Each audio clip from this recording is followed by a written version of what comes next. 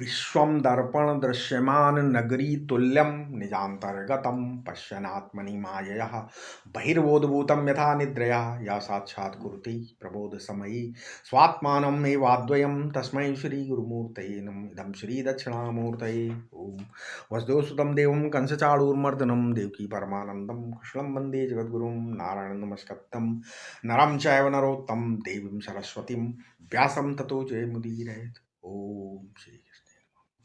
इस वीडियो में अध्याय 8 कौन सा श्लोक है? 20वां श्लोक है। क्या? परस्तस्मात्तु भावो अन्यो अव्यक्तो अव्यक्तात् सनातनः स यः सर्वेषु भूतेषु नश्यत्सु न विनश्यति। ठीक है। नश्यत्सु न विनश्यति। तो उस संसार कारण रूप अव्यक्त से परे जो ब्रह्म रूप अन्य अव्यक्त भाव है वो सनातन मतलब सदा रहने वाला है। वो संपूर्ण भूतों के नष्ट होने पर भी नष्ट नहीं होता। वो कार्य कारण से अतीत है अथवा सब वही है ना? नहीं समझे? वो कार्य कारण से अतीत है या ऐसा कह सकते हो कार्य कारण से अतीत है और वो सब वही है ना? ये 20वां श्लोक हम बता रहे थे। क्या? ये अव्यक्त दो हो सकते हैं। अव्यक्त एक अव्यक्त वो है जिसमें व्यक्तियां तीन होती हैं, व्यक्तियां लीन होती हैं और उदय होती हैं, उदय होती हैं और लीन होती हैं। और एक अव्यक्त वो है जिसमें उदय और विलय नहीं है। ठीक है? नहीं समझे? थोड़ा सूक्ष्म बात बता रहे हैं। अव्यक्त दो, एक अव्यक्त जिसमें व्यक्तियां है ना, मतलब उदय होती हैं लीन होती हैं सब, लेकिन एक अव्यक्त है जिसमें उदय विलय नहीं है। तो ब्रह्मसूत्र का ब्रह्मसूत्र का सूत्र है 1-1-2 में क्या? जन्मादस्य यतः, ये जो लक्षण है, या यतो वा इमानि भूतानि जायन्ते, श्रुति, ये असली परमात्मा का लक्षण नहीं है। वो जो ऊपर अव्यक्त है उसके तदात्म्यपन्न अवर अव्यक्त का लक्षण है। बिल्कुल स्पष्ट बात है। एक अव्यक्त वो है जिससे भूतग्राम का उदय और विलय होता है और एक अव्यक्त वो है जिसका भूतग्राम के साथ कोई संबंध नहीं है। ठीक है? वही जो संबंध रहित अव्यक्त है वो अव्यक्त से तादात्म्यपन्न मालूम पड़ता है। अतएव जन्मादस्य यतः या यतो वा इमानि भूतानि जायन्ते, जो तैत्तिरीय श्रुति बोलती है वो इसी अवर अव्यक्त को पर अव्यक्त के साथ एक मानकर उससे सृष्टि स्थित प्रलय की कल्पना करते हैं। अब देखो ना, ये कथन वेदांत पर बिल्कुल अब बैठ गया है ना। क्या? तस्मात् अव्यक्तात् यस्मिन् भूतग्रामा भूत्वा भूत्वा प्रलीयते तस्मात् अव्यक्तात् अन्यः सनातनः अव्यक्तः। उससे अन्य सनातन अव्यक्त वही भाव है ना, वही वास्तव में सत्य है। क्या? जन्मादस्य यतः है ब्रह्मसूत्र। मतलब क्या? अस्य अवरस्य अव्यक्तस्य जन्मादि भवति तस्य अव्यक्तस्य जन्मादि ना भवति। फिर अस्माद् अव्यक्ताद् जन्मादि भवति तस्माद् अव्यक्ताद् जन्मादि ना भवति। तो यद जन्मवद भवति तद इदम यत स्थितम, यदि यत स्थितम मद भवति तद इदम यत लयवत भवति तद इदम, और यत जन्मवत ना भवति स्थितम स्थमन स्थितम स्थिमन भवति लयवद ना भवति तत तत जन्मादस्य यतः तहिर्यत इति किमुच्यते। अथा तो ब्रह्म जिज्ञासा आ गया। और तद ब्रह्म तद विजिज्ञासस्व तदेव ब्रह्म इत्युच्यते। यद जन्म का जन्मादि कारणम वस्तुतो न भवति, यद जन्मवन्न भवति स्थितमन्न भवति लयवन्न भवति इदम न भवति इदंताक्रांतम न भवति तद ब्रह्म। क्या बताया? ये पूरा वेदांत बता दिया, वेदांत का लक्षण। ये वेदांत का ब्रह्म का स्वरूप लक्षण है। इसको घटित करने के लिए ये दो तटस्थ लक्षण पहले मान लो। क्या? ठीक है? स्वरूप लक्षण है लेकिन वो घटित करने के लिए दो तटस्थ लक्षण माने जाते हैं। यह सह सर्वेषु भायेषु जयमानेषु न जायते विनश्यत्सु न विनश्यस्ति, है ना? जायमानत्वं विनश्वरत्वं विनश्वरत्वं च उभयं यत्र कल्पितं यत् जहां जायमानता और विनाशिता दोनों है, ऐसा ब्रह्म है। मतलब दोनों, यह सा सर्वेषु भूतेषु नश्यत्सु, क्वचित प्रतीयमानेषु क्वचित अप्रतीयमानेषु नश्यत्सु, ना विनश्यसि ना विनश्यति, का लोप नहीं होता ना, जिसका लोप नहीं होता, प्रत्येक चैतन्य भेदेन नित्य प्रज्वलित रहता है। समझ में है? अब आगे कौन सा श्लोक है? आगे है 21वां श्लोक। क्या है? 21वां श्लोक है अव्यक्तो अक्षरित युक्तस्तमाहु परमाम गतिम यम प्राप्य न निर्वर्तन्ते तद्धम परमम मम। यानी जो अव्यक्त शुद्ध ब्रह्म अक्षर अविनाशी कहा गया है, उसी को परम गति कहते हैं, जिसे प्राप्त होने पर फिर नहीं लौटते। और वही मेरा क्या है? परम धाम है। वही मेरा परम धाम है, जहां से वापस नहीं आते हैं। ठीक है, ये कौन सा श्लोक था? 21वां श्लोक बताया ना अभी। यानी वहां से वापस नहीं आते। योगियों की सारी साधना और सारी गति को अद्वैत वेदांत में समन्वित करने के लिए ये 8वां अध्याय, ये समझो ऐसा, जितनी साधना पद्धति योगियों की है वह अद्वैत वेदांत में समन्वित करने के लिए है। और कल सुनाया, पहले इसके पहले बताया था ना कि सांख्यवादियों के पूरे सांख्य को अद्वैत वेदांत में समन्वित करने के लिए 7वां अध्याय है। समाधि विक्षोभ को समान बताने के लिए 6ठा अध्याय है। ठीक है, यम प्राप्त न निर्वर्तन्ते तद्धाम परमम मम। भगवान का परम धाम क्या है? एक परम धाम ठन पाल है ना। लालच तो बहुत देते हैं कि यहाँ वहाँ ये है, आ जाओ वहाँ पर, लेकिन एक बार कोई उसमें घुस जाए तो बाहर नहीं निकलने देते। यदि वो बाहर निकलेगा तो उसके बारे में पता ही नहीं क्या बताएगा, क्योंकि उससे बिल्कुल पोल पट्टी खुल जाएगी। वहाँ ना सुख है, ना दुख है, ना जीवन है, ना मरण, ना राजा है, ना रानी, ना बेटा बेटी, धन दौलत, कुछ नहीं। तो धाम तो उसका नाम है, पर है कुछ नहीं वहाँ पर। इसलिए भगवान ने ऐसी व्यवस्था की कि एक बार जो उस धाम में पहुंच जाए उसे फिर कभी बाहर न निकलने दे। पहुंच गया, नहीं तो जाएगा तो इधर उधर बता देगा ना वहां पर क्या धरती पे आए हैं। तो आप लोग इतना परिश्रम करके धरती पत्थर में बैठ कर सुनते हो, हैं? हम सोचते हैं आप हैं। ठीक है, भगवान का लोक ऐसा कालातीत है, देशातीत है, द्रव्यातीत है, दृश्यातीत है, और प्रत्येक चैतन्य भिन्न भी, कि वहां से पुनरावृत्ति नहीं होती। ठीक है, वहां से पुनरावृत्ति नहीं हो सकती, नहीं। अब इसमें प्रश्न एक लेते हैं, ब्रह्म को क्या अव्यक्त कहकर फिर अक्षर क्यों कहा? लोग बोलते पहले अव्यक्त बोला फिर अक्षर कहा। इसका उत्तर है, अव्यक्त तो प्रकृति भी है नहीं, अतः उससे अलग बताने के लिए ब्रह्म को अक्षर कहा गया है। परमात्मा चित मात्र है, अतः उसे प्राप्त होने पर फिर नहीं लौटता फिर, क्योंकि फिर वो भी चिन्मात्र हो जाता है। संसार में तो कामना या वासना वाला जीव ही लौटता है। इस लोक में जैसे जीवन मुक्त आभास मात्र ही रहते हैं, वैसे ही उपासक इष्ट देव के धाम में रहते हैं, ये बताया गया है। अब कौन सा है? अब आगे 22वां श्लोक क्या है? 22वां श्लोक क्या है? पुरुषासह परापार्थ भक्तया लभ्यस्त्वा अनन्यो यस यान्ता स्थानी भूतानि येन सर्वम इदम ततम। हे पार्थ, वो परम पुरुष अनन्य भक्ति से ही प्राप्त हो सकता है, जिसमें कि संपूर्ण भूत स्थित हैं और जिससे ये संपूर्ण प्रपंच क्या है? व्याप्त है, जिससे ये संपूर्ण प्रपंच व्याप्त है। ये कौन सा श्लोक था? अब इसमें क्या है? 22वां श्लोक था ना। अब बोले कि जब ऐसी बात है तब उसकी भक्ति करें या ना करें फिर भाई। अरे भाई, भक्ति करो ना, हमें भक्ति शब्द के प्रयोग में कोई आपत्ति नहीं, परंतु पहले भक्ति का लक्षण तो बताओ। लोगों ने तरह तरह के लक्षण बताए हैं, जैसे ईश्वरे परमानुरक्ति भक्ति, लोग कुछ है, देन आनुकूल्यन कृष्णानुशीलनम भक्ति। तीसरे ने बताया कि सात्वस्मिन परम प्रेम रूपा अमृत स्वरूपा चा। चौथे ने बताया क्या? मधुल श्रुति मात्रेण मई सर्व गुहाशये। अब भगवान श्री कृष्ण ने पूछा कि तो आप बताओ कि भाई आपको कौन सी भक्ति पसंद करते हो? उन्होंने कहा भक्तया लभ्यस्त त्वनन्या, हम अनन्या भक्ति पसंद करते हैं। कौन सी भक्ति?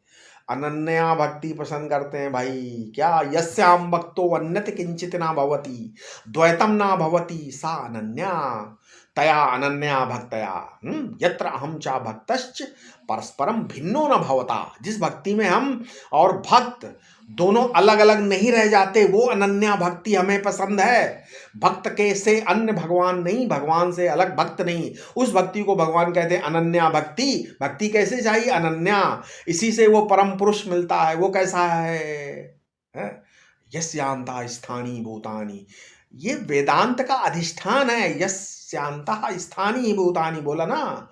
और एन सर्वम इदम ततम, ये क्या है? ये वेदांत का भिन्न निमित्तो बालान कारण है। ठीक है। यस्यांता स्थानी भूतान, जिसके भीतर सब भूत है, माने सब भूतों का जो अधिकरण है? और एन सर्वमिदम ततम, जो उपादान रूप से सब में व्याप्त है। ठीक है। परंतु पर पुरुष है, चेतन है, अतएव वो विवर्ती उपादान है। ठीक है। चेतन होने से विवर्ती है और अपने अंदर सब भूतों के होने से अधिष्ठान है, तथा एन सर्वम इदम ततम होने से उपादान है। वो सर्वोपादान है, सर्वाधिष्ठान है और स्वयं चेतन होने से अपरिणामी है। और पुरुषः पर, किसके परे है? बताया गया है क्या? इंद्रियभ्या परा अर्थः अर्थेभ्यश्च परम मनः मनसस्तु परा बुद्धि बुद्धिरात्मा महान परा महत परम अव्यक्तम अव्यक्तात् पुरुषः परा। मतलब अव्यक्तात् पुरुषः परा। और बोलो कि पुरुषान ना परम किंचिन सा काष्ठा सा परागति। इंद्रियों से परे अर्थ मतलब तन्मात्रा, भूत सूक्ष्म, और अर्थेभ्यश्च परम मनः ज्ञान सम्मिलित तन्मात्र। ऐसा ठीक है। हाँ, ये बताया उन्होंने। तो बताया ना ये आगे। तो जो लोग क्षेत्रज्ञ को प्रति शरीर, हर एक शरीर में अलग अलग समझते हैं, वे क्षेत्र को कहाँ समझते हैं? भाई क्षेत्रज्ञ को प्रति शरीर में अगर आप भिन्न भिन्न अलग अलग समझोगे तो कैसे समझते हैं लोग? तब तुम महाभूतान अहंकारो बुद्धिर अव्यक्त में वचा, इस क्षेत्र को भी प्रति शरीर भिन्न भिन्न समझते होगे ना। तो अरे भाई, जब महाभूतान अहंकारो बुद्धिर अव्यक्त में वचा, ये सारा का सारा एक क्षेत्र है, तब क्षेत्र के अलग प्रति हर शरीर में अलग कैसे होगा? जीव भूताम महाभावो ये इदम धार्यते जगत बोला है ना। तो जब परा प्रकृति जगत समग्र जगत को धारण करती है, तब वो परा प्रकृति जीव रूप जीव प्रति शरीर अलग कैसे हुआ? आगे भी बोला है ना क्या? क्षरा सर्वाणि भूतानि कूटस्थो अक्षर उच्यते। सर्वभूत रूप क्षर में जो अक्षर पुरुष है वो प्रति शरीर भिन्न भिन्न नहीं होगा। वो कैसे होगा? जब नाम लोगे तब मालूम पड़ेगा गीता का ये क्षेत्र के प्रति शरीर भिन्न नहीं है। पुरुष आशा परा था पार्थ। ठीक है। इसलिए बोला है। यानी अर्थात वही क्या है? पर पुरुष है, अनन्य भक्ति से मिलता है।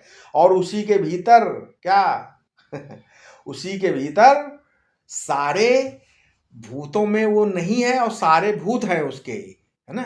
सारे भूत है और सारे भूत में वो नहीं है, उसके सारे भूत है। एन सर्वमिदम ततम, माने जैसे सूत के सिवाय कपड़ा कुछ नहीं होता, उसी प्रकार उसके सिवाय क्या है? उसके सिवाय और कुछ है ही नहीं है। अब आगे हम लेते हैं कौन सा? आगे ले लेते हैं 23वां और 24वां, दोनों एक साथ 2 श्लोक लेते हैं। ठीक है। 23 और 24 दोनों श्लोक लेंगे एक साथ। ठीक है। 23वां श्लोक क्या है? यत्र काले त्वनः वृत्तिम आवृत्तिम चैव योगिनः प्रयाता यान्ति तम कालम वक्ष्यासि भरत वर्षभम। यानी हे भरत से, जिस काल या मार्ग से जाने वाले योगी देह त्याग के पश्चात फिर नहीं लौटते और जिससे फिर लौट आते हैं, उस काल का मैं वर्णन करूंगा। 24वां श्लोक भी ले लेते हैं। अग्निर्ज्योतिरहा शुक्ला शरणमाशः उत्तरायणम तत्र प्रयाता गच्छन्त ब्रह्म ब्रह्म विदो जनः। ठीक है। मतलब जिस काल में ज्योतिर्मय अग्नि, अभिमानी देवता दिवसाभिमानी देवता, शुक्ल पक्षाभिमानी देवता और उत्तरायण के 6 मासों के अभिमानी देवता रहते हैं। उसमें अगर मरकर गए हुए कृतोपासक ब्रह्म को प्राप्त हो जाते हैं, ऐसा भगवान ने बोला। अब ये थोड़ा इसको समझा देते हैं क्या है ये। ठीक है, देखो आप लोगों के भीतर अब बहुत सारे लोगों ने गीता पर बहुत सारी टीका टिप्पणी पढ़ी है, नहीं पढ़ी है? बहुत सारी टीका टिप्पणी पढ़ी होंगी, हैं? अब उसमें है, लेकिन जो बात आदमी को जल्दी समझ में नहीं आती उसके लिए वो खोज बहुत करता है, रिसर्च करता है। तो हमने भी पढ़ी है टीका, इधर उधर से टीकाएं पढ़ी हैं। ये मत समझना कि केवल गीता खाली खाली रामसुखदास जी की गीता पढ़ी है ना, या और किसी की है। इसका अर्थ आप लोगों ने पढ़ा बहुत बड़ा, लेकिन गीता तत्व विवेचनी एक है, बहुत सारी गीताएं हैं, लेकिन ऐसा हम अर्थ बता रहे हैं आपको सब कि कई लोग कहते हैं कि मैंने ये अर्थ अपने विनोद के दिया, तो आप भी यही समझ लो कि मैंने, चलो ठीक है ये अर्थ सुना रहा हूँ अपने लिए, क्या है आप समझो, देखो इसको समझो कुछ। आपने तो अर्थ तो आपने पढ़ लिया होगा, सुन लिया, विनोदी का अर्थ ये मैं आपको सुनाता हूँ।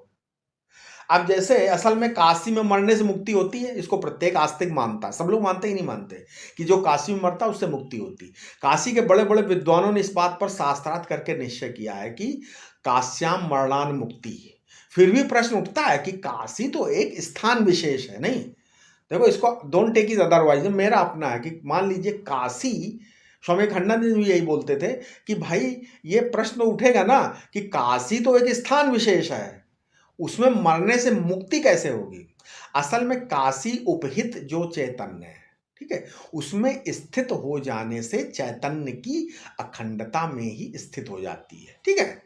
ऐसे भी ये कह सकते हैं कि वाराणसी अवच्छिन्न चैतन्य से एक होने पर, वाराणसी पर प्रेम होने पर शंकर जी महाराज अखंड चैतन्य का बोध करा देते हैं। ये मुक्ति देशोपाधिक हुई ना, है, होगी, देश की उपाधि से हुई। कोई कहते हैं कि सरयू स्नानात मुक्ति, सरयू स्नान रूप क्रियावच्छिन्न, बोले सरयू स्नान से मुक्ति होती, कुछ लोग कहते हैं। तो सरयू स्नान रूप क्रियावच्छिन्न जो चैतन्य है, वो चैतन और अंतःकरणावच्छिन्न चैतन दोनों एक है, इसलिए सरयू स्नान से मुक्ति हो जाएगी। इन दोनों बातों में से किसी का हम निषेध नहीं करते। जैसे क्रियावच्छिन्न स्थानावच्छिन्न, वैसे कालावच्छिन्न चेतन के साथ तादाद होने पर भी मुक्ति क्यों नहीं मिलेगी भाई?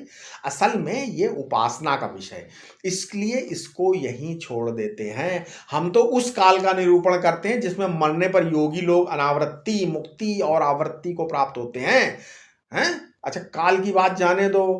अगर मान लो काल की बात जाने तो क्या है? अग्नि। पहली बात तो एक भगवान के नाम का जाप करो। अग्नि माने वो जप, कैसे? वाक की अधिष्ठात्री देवता अग्नि है, और उससे ओम ओम ओम का उच्चारण करो। ओमेति एकाक्षरम, इसके बाद आता है ज्योति। ज्योति माने निद्रा अधिष्ठात्री देवता, भगवान के रूप का दर्शन करो, उसके बाद रूप छोड़कर आहा आहा माने प्रकाशात्मा में स्थित हो जाओ। उसके बाद शुक्ला माने संपूर्ण वासनाओं से रहित हो जाओ। तो ये क्या हुआ? उत्तरायण हो गया, ठीक है। उत्तरायण माने बिल्कुल ऊपर चले गए आप, इसी का नाम ऊपर जाना है। षण्मासा उत्तरायणम, आपका आधा जीवन खराब गया, सो गया, अब आधा तो ठीक करो भाई, नहीं। अब तत्र प्रयाता गच्छन्ति, अतः जप करते हुए, भगवान का दर्शन करते हुए, प्रकाश में भगवान के रूप को लीन करते हुए जो शुद्धांतकरण हो जाते हैं, वे उत्तरायण गति को प्राप्त हो जाते हैं। उनका परम कल्याण हो जाता है। वहां चले जाओगे तो देखोगे तुम ब्रह्मविद हो गए, तुमको ब्रह्म ज्ञान हो जाएगा। तुम शुद्धांतकरण होने पर ब्रह्मविद और ब्रह्म से एक हो जाओगे। जिससे तुम एक नहीं हो वो ब्रह्म नहीं है, और वो ब्रह्म ज्ञान भी नहीं है, ठीक है। क्योंकि एक में बिना एक, ठीक है, एक में बिना हुए ब्रह्म ब्रह्म होता ही नहीं, नहीं। एक में गए बिना भाई, मिले बिना ब्रह्म ब्रह्म नहीं हो सकता, ऐसा समझना पड़ेगा आपको। यानी अब यहां काल शब्द का अर्थ मार्ग है। आगे 27वें श्लोक जो है, जो आगे 27वें श्लोक में भी यही बताएंगे, मार्गवाची श्रुति शब्द का प्रयोग है। ब्रह्म शब्द से यहाँ कारण ब्रह्म या कार्य ब्रह्म समझना चाहिए, ठीक है, क्योंकि उपासना निर्गुण या सगुण की ही होती है। उपासना शुद्ध या निर्विशेष ब्रह्म की कोई भी जो है उपासना नहीं हो सकती। अब आगे 25वां श्लोक क्या है? धूमो रात्रिस्तथा कृष्ण षण्मासः दक्षिणायनम तत्र चांद्रम सम ज्योतिर्योगी प्राप्य निवर्तते। हैं, कौन सा श्लोक था ये? 25वां श्लोक। क्या? तथा जिस काल में धूम, रात्रि, कृष्ण पक्ष और दक्षिणायन के 6 मासों के देवता रहते हैं, उसमें मरकर गए हुए कर्मकांडी चंद्रलोक को प्राप्त होकर भोग समाप्त होने पर लौट आते हैं, ठीक है, हैं ऐसा ऐसा बताया है। अब इसमें बड़े बड़े लोगों ने तमाम वो लिखी हैं, ठीक है। धूमो रात्रिस्त तथा कृष्णा, लोग राग द्वेष से जल रहे हैं, हम दूसरे ढंग से अर्थ लगा रहे हैं। लोग क्या राग द्वेष से जल रहे हैं और जल रहे हैं तो धुआं उठ रहा है। रात्रि माने बिल्कुल अंधकार है और दिल काला हो गया, धुआं छा गया। कृष्णा, और तुम्हारे जीवन से उत्तरायण नहीं दक्षिणायन हो गया। अब तुम संसारानुकूल जीवन व्यतीत कर रहे हो। देखो यहाँ आपका वर्णन नहीं है, पापी की तो न दक्षिणायन की गति है न उत्तरायण की गति। पापी आदमी कोई गति नहीं है, ठीक है। पुण्यात्मा की ही दक्षिणायन गति होती है और पुण्यात्मा की ही उत्तरायण गति होती है। उसमें सकाम निष्काम का भेद हो सकता है, लेकिन पापी नहीं है। जो जैसा कि कहा है, धुआं उठ रहा है, कलेजा जल रहा है, चारों ओर अंधकार छाया हुआ, अंतरंग काला, सारा अंतःकरण काला काला हो गया। कृष्णा, और संसार के अनुकूल रह रहे हो, माने हमें ये मिले ना मिले, हमें चाहिए ये स्थिति है आपकी। तो आपका सारा कौशल संसार के संपादन में संलग्न, इसलिए आप दक्षिणायन है। इससे क्या होगा? चांद्रम सम मतलब मन का अधिष्ठात्री देवता है चंद्रमा। आप मन से ऊपर बिल्कुल नहीं उठ सकेंगे, इसलिए आप मन में जो शकल बनाएंगे, चांद्रमसम ज्योतिर्योगी है, मतलब प्राप्य। आपके मन में जो पाने की वासना होगी, उससे आप चांद्रमस शक्ति, मानस शक्ति प्राप्त करके तदाकार होकर फिर संसार में लौट आओगे, ऊपर नहीं जाओगे, ऐसा है। अब यदि आप कहो कि स्वामी जी भाई, अब यदि आप कहो कि महाराज आपने तो सचमुच ये क्या भैया, ये कौन सी ये जो है परिभाषा बता दी, तो कोई कभी कभी सुनना पड़ेगा, ये भी परिभाषा सुनो। आपने सुना है ना, परिचरितव्या संता, संतों की सेवा किया करो, ऐसे बोला है। तो यद्यपि कथयन्ति नो बहुनोपदेयान, है ना, यद्यपि कथयन्ति नो बहुनोपदेयान, मतलब ये है यदि वे बहुत उपदेश ना भी करें तब भी संतों की सेवा, क्योंकि या शैशाम स्वैर कथा ता एव भवंती शास्त्राणी, वे मनमौजी भाव से बोलते हैं, उसी को बाद में चेले लिख लेते हैं और उसका नाम शास्त्र हो जाता है। संतों की मनमौजी बातों का नाम ही शास्त्र है, इसलिए संत की महिमा को घटाओ नहीं है। वेदों में तो ऋषियों ने ऐसे ऐसे मंत्र बोले कि उन मंत्रों के अर्थ का विचार करने पर यही मानना पड़ता है कि ऋषि वचन, ये लग रहा है ये अपौरुषेय वाणी, वेद वाणी, उसमें से कुछ न कुछ अर्थ निकालना पड़ता है ना, नहीं तो उसमें हिंसा के मंत्र हैं, नहीं है, नहीं, हिंसा के मंत्र भी हैं, गर्भाधान के मंत्र हैं, राग द्वेष के मंत्र हैं, शत्रु को मारने के लिए अनुष्ठान है, वशीकरण के अनुष्ठान है, उच्चाटन के अनुष्ठान है। अरे वेदों में हर चीज क्या नहीं है? वशीकरण, उच्चाटन, मारण, सब अथर्ववेद में है, अथर्ववेद में है। तो तत्र चांद्रमसम ज्योति, अगर तुम मन के क्षेत्र में ही रहोगे तो क्या होगा? मन के क्षेत्र में रहना चांद्रमस ज्योति है, क्योंकि मन का अधिष्ठात्री देवता क्या है? मन का अधिष्ठात्री देवता क्या है? चंद्रमा है, ठीक है। यहां चंद्रमा माने मन है, और सूर्य माने आंख है, तथा अग्नि माने जीभ है? न तद भास्यते सूर्यो न शशांको न पावका। एक निवेदन जितने भी टीकाकारों ने इस प्रसंग के श्लोक का अर्थ किया है, ठीक है, उन्होंने क्या धूमो रात्रिस तथा कृष्णा और षण्मासा का यत तत् अभिमानी देवता परक ही अर्थ किया। इसके पहले जो अग्निर्ज्योतिर शुक्ला है, उसका भी अर्थ अग्नि अभिमानी देवता, ज्योति अभिमानी देवता, शुक्ल अभिमानी देवता ही किया। षण्मासा अभिमानी देवता किया, तथा ऐसा अर्थ भी हुआ है कुछ आचार्यों के द्वारा कि एक देवता दूसरे देवता को समर्पित करते हैं।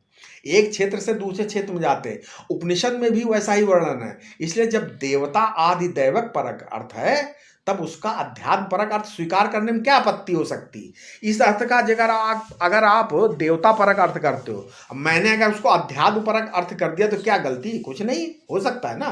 प्रत्येक श्लोक का अर्थ आदि भौतिक ही नहीं होता है, नहीं होता है ना। अब भैया उत्तरायण में मरो, हैं चाहे दक्षिणायन में मरो, ये आदि भौतिक अर्थ हुआ। और अभिमानी देवता छोटा देवता बड़े देवता को अर्पण कर देता है, ये आदि दैविक हुआ, अर्थ हो गया कि नहीं हो गया। अरे भाई मैं आपको जो सुना रहा हूं वो आध्यात्मिक अर्थ है। इसलिए शास्त्र पुराणों को पढ़ने की एक विद्या होती आप, ठीक है, बड़ी विलक्षण है। इसलिए आगे 26वां श्लोक क्या है शुक्ल कृष्ण गति योते जगता शाश्वते मते एक यात्य अनावृत्तिम अन्यथा वर्तते पुनः।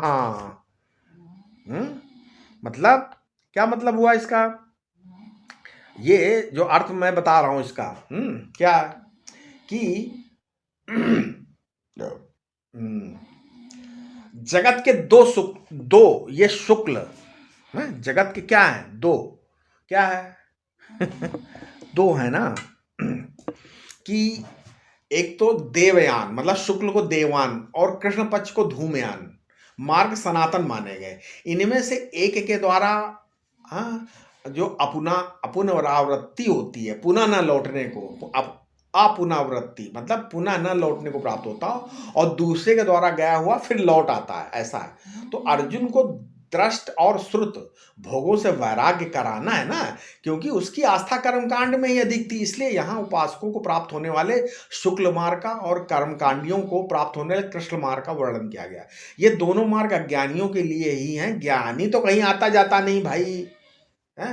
अब ये प्रश्न है, जब एक ऐसा मार्ग एक मार्ग से गया हुआ लौटता है तो दूसरे मार्ग से जाने वाला नहीं लौटता, तो दोनों मार्ग अज्ञानियों के लिए कैसे हो गए भाई। तो इसका उत्तर है ज्ञान में तो कहीं आना जाना नहीं है ना, वहां तो सृष्टि ही नहीं है, फिर कौन कहाँ आया जाएगा है, नहीं भाई, फिर कौन कहाँ जाएगा, कौन किधर आया जाएगा। ये हमारा कहने मतलब जब वहां पर लौटेगा नहीं वहां से, तो कौन कहाँ पर आना जाना संभव होगा। तो ये बड़ा विचित्र अर्थ लोग इसका किया करते हैं। मैंने तो आध्यात्मिक अर्थ इसलिए किया, ठीक है। ये जगत की शाश्वत गति है कि यहाँ बुराई करोगे तो आने जाने में पड़े रहोगे, अच्छाई करोगे तो मुक्ति का द्वार मिल जाएगा। निष्काम पुण्याचरण मुक्ति का द्वार है, सकाम पुण्याचरण गमनागमन का द्वार है, और पापाचरण अधोगति। त्रिविधम नरकस्येदम द्वारम नाशनम आत्मना। ये देखो कि दुराचरण नरक का द्वार है, सकाम पुण्याचरण गमनागमन का द्वार, और निष्काम पुण्याचरण मुक्ति का द्वार। इसका अर्थ क्या है, यही अर्थ है कि ये द्वार है। मुक्ति तो बिना ब्रह्म ज्ञान के होती नहीं, ये बात पक्की मैं बता रहा हूं, मुक्ति बिना ब्रह्म ज्ञान के नहीं होती। कई लोग मुक्ति द्वार का फाटक देखकर ही तृप्त हो जाते हैं, और कुछ लोग कपड़े वाले को नहीं देखते, कहते हैं आहा क्या चमाचम कपड़ा पहने हुए। इसलिए जो लोग कपड़ा ही देखकर खुश होते हैं, उन्हीं की तरह मुक्ति द्वार का फाटक देखकर खुश होने वाले, उन्हें भीतर की चीज मालूम नहीं है। शुक्ल कृष्ण गति होते, मतलब ये शुक्ल मार्ग है और ये कृष्ण मार्ग है, ये दोनों मार्ग जगत के शाश्वत मार्ग हैं। एक से अनावृत्ति होती, दूसरे आवृत्ति होती, और यदि इन दोनों मार्गों को जान लिया जाए तो क्या होगा। आगे 27वां श्लोक बोलते कि अगर दोनों मार्ग जान लो तो क्या होगा हैं तो बोले क्या, नैते श्रुति पार्थ जानन योगी मुहाति कश्चन तस्मात् सर्वेषु कालेषु योग युक्तो भाव अर्जुन। मतलब क्या हुआ, योग युक्तो भाव अर्जुन बोला हमेशा मेरा स्मरण करो हे पार्थ। इन दोनों मार्गों को जानने वाला कोई योगी ज्ञानी मोह को प्राप्त नहीं होता।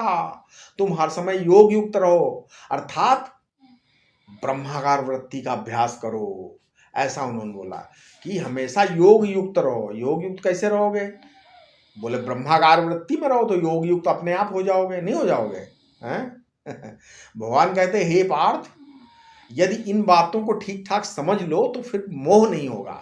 तस्मात् सर्वेषु कालेषु योग युक्तो भाव अर्जुन। इसलिए अर्जुन तुम सर्वेषु कालेषु युद्धादिषु, अर्थात सब काल में, यहाँ तक कि युद्ध करते हुए, लड़ाई करते हुए भी, समाधि लगाते हुए समय भी योग युक्त हो जाओ। इस अध्याय में एक बात ऐसी विलक्षण जो सारे अध्यायों को गीता के साथ समन्वित करती है। यदि आप इस अध्याय के आखिरी श्लोक पर ध्यान नहीं देंगे तो यही मालूम पड़े कि भगवान कह रहे हैं कि एकांत में बैठ जाओ और आंखें बंद करके योगाभ्यास करो। योगाभ्यास तो ऐसा ही होना चाहिए जो खुली आंखों से भी हो, बंद आंखों से भी हो, बैठे हुए भी हो और चलते हुए भी हो। इस अध्याय का अंतिम श्लोक है ना, उसमें यही बोला, वेदेषु यज्ञेषु तपसु चैव दानेषु, है ना, वो बताएंगे। यानी भगवान कहेंगे आगे कि हे अर्जुन, वेद में, यज्ञ में, तपस्या में, दान में जिस पुण्य फल का अंतिम निर्देश है, पुण्य फल का निर्देश है, आदेश है, उसके रहस्य को समझ जाओ और ये भी समझ जाओ कि इसमें किस अव्यक्त का उद्देश्य। वो क्या बोले, अत्येति तत्सर्वम का अर्थ है कि जो वेद का फल है, इन सब का अतिक्रमण तुम कर गए हो, इनके जो फल मिलते हैं उनसे ऊपर उठ गए हो। ठीक है नहीं, अब अर्जुन ने पूछा क्या महाराज, क्या क्या करके ऊपर उठे? भगवान ने बोला इदम विदित्वा, केवल इसको जान लो और इससे ऊपर उठ जाओ। जब ये जानोगे इन फलों में कोई क्रिया है, क्रिया में है, कोई शरीर में है, कोई अंतःकरण में है, कोई कर्ता में है, कोई भोक्ता में है, और हमारा आत्मा तो जैसा का तैसा ही है, वैसे ही है, नहीं है, वैसा ही है अंतःकरण है। तो क्या होगा, इदम विदित्वा योगी परम स्थानुमुपेति चाद्यम, योगी इसका ज्ञान प्राप्त करके मात्र से ही अतिक्रमण कर जाता, नहीं आद्य को प्राप्त हो जाता, ऐसा है। ऐसा बताया है। अब आगे कौन सा श्लोक बचा, वो हमने बता तो दिया था, ये लास्ट श्लोक था, वो बताया है क्या है।